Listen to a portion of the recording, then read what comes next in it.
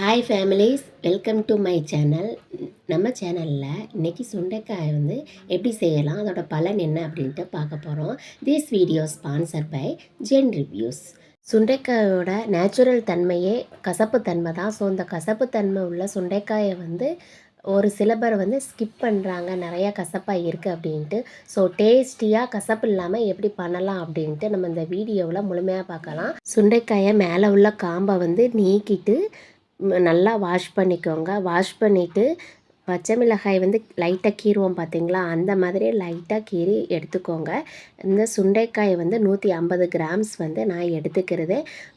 பொடி உள்ளி 100 கிராம்ஸ் எடுத்துக்கிறது. மிக்சியில் போட்டு அரைக்கிறதுக்கு தேங்காய் தேவையான அளவு, பச்சை மிளகாய் 2, இஞ்சி சின்ன பீஸாக எடுத்துக்கோங்க. வெள்ளைப்பூடு 6-7 பல்பொடி போதும்.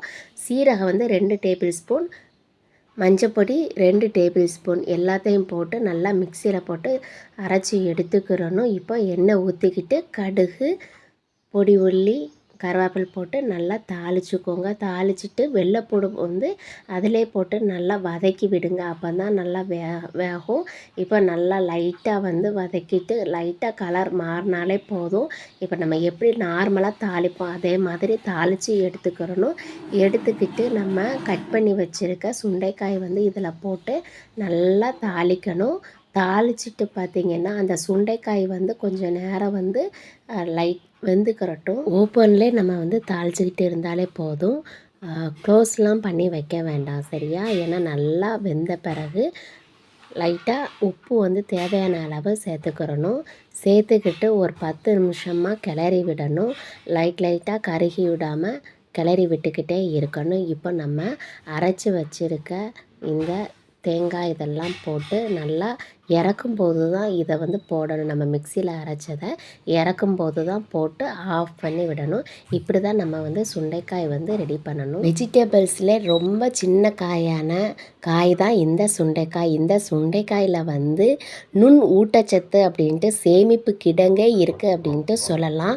நம்ம உடம்புல கிருமிகளை அழிக்கிறதுல இருந்து கொழுப்பை கரைக்கிறதுக்கு வரைக்கும் பெரிய வேலைகளை செய்யக்கூடிய மருத்துவ குணம் அடங்கியிருக்கிறது இந்த சுண்டைக்காய் தான். நிறைய பேருக்கு நீரிழிவு, இதய நோய் வந்தால் உண்மையில் ரொம்ப உடம்பு பலவீனமாக இருக்கும். அதே மாதிரி நோய் இல்லாமல் வாழணும் அப்படின்னா ஆன்டி ஆக்சிடென்ட் ரொம்ப ரொம்ப அவசியம்.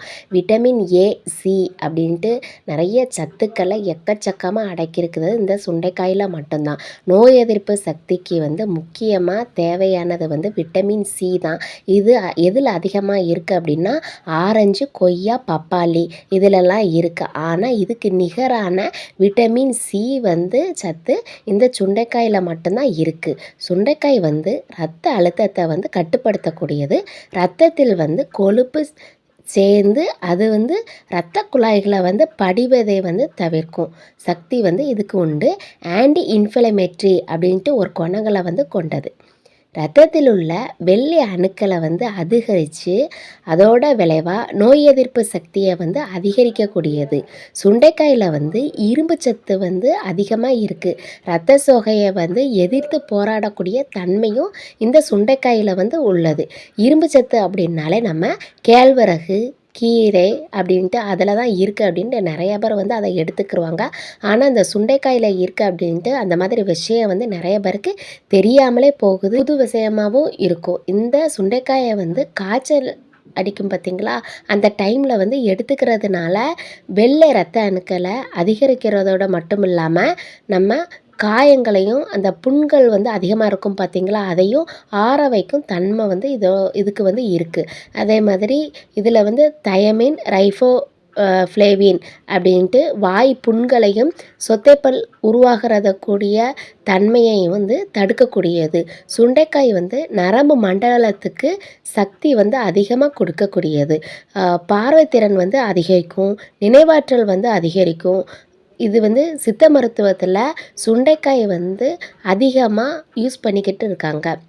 இதில் வந்து மருந்துக்கள் வந்து அதிகமாக தயாரிக்கிறதுக்கு இந்த சுண்டைக்காய் வந்து அதிகமாக சித்த மருத்துவத்தில் இதை ரெஃபர் பண்ணுறாங்க.